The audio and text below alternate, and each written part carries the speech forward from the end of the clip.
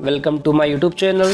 You go to source for the latest news, insightful analysis, and in-depth discussions on current events. If you're passionate about staying informed, you are in the right place. Don't forget to like the video and subscribe to the channel so you are never miss an update. Let's dive into today's news. Election 2024 live updates. Biden joins Harris at MD event. Trump to hold news conference. President Joe Biden is appearing alongside Vice President Kamala Harris at an event in Maryland on Thursday, at which they are touting billions of dollars in initial savings from an ongoing effort to negotiate with pharmaceutical companies over the prices of drugs used by Americans on Medicare.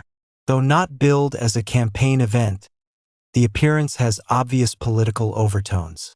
Former President Donald Trump plans to hold his second news conference in as many weeks, this one at his golf club in New Jersey. 2:05 p.m. Analysis from Yasmeen Abudaleb, White House reporter.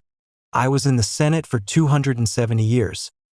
President Joe Biden said to laughs at his event with Vice President Kamala Harris in Largo, Maryland.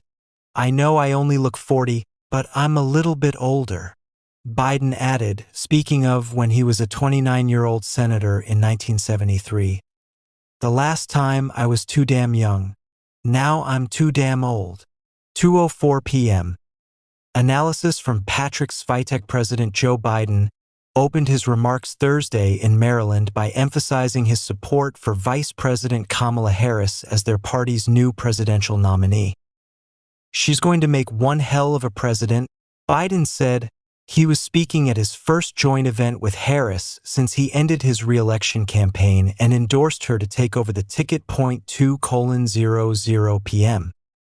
Analysis from Dan Diamond, national reporter investigating health politics and policy. In her remarks at the Maryland event, Vice President Kamala Harris lamented high U.S. drug prices, putting the blame, in part, on how the American health system has been structured. Medicare was prohibited by law from negotiating lower drug prices, and those costs then got passed on to our seniors, Harris said. But the 2022 Inflation Reduction Act empowered Medicare to begin negotiating directly with pharmaceutical companies on the price of their drugs. Harris touted how she cast the deciding vote on the legislation in 2022, a key part of her emerging presidential campaign pitch, as she seeks to convince Americans that she can lower their healthcare costs. A perennial voter concern. 1:57 p.m. Analysis from Patrick Svitek. Vice President Kamala Harris praised President Joe Biden as an extraordinary leader in their first joint event since he ended his re-election campaign. Her introduction of Biden in Maryland drew long applause and cheers, including chants of, "Thank you, Joe. There's a lot of love in this room for our president, and I think it's for many, many reasons," Harris said as Biden stood next to her. Few leaders in our nation have done more on so many issues. 1:53 p.m. Analysis from Yasmeen Abudaleb, White House reporter. President Joe Biden and Vice President Kamala Harris walked out together to booming cheers and applause at their event in Largo, Maryland. Harris struggled to get through the first part of her remarks because she was continually interrupted by screams from the crowd. 1:52 p.m.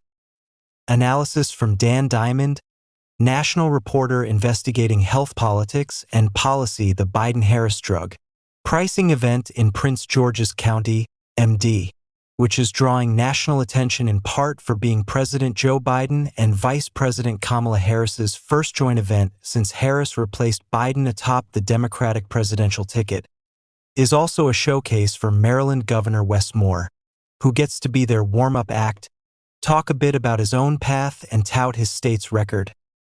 Maryland has a first-in-the-nation prescription drug affordability board, an initiative intended to provide another review of pricey drugs, Moore said.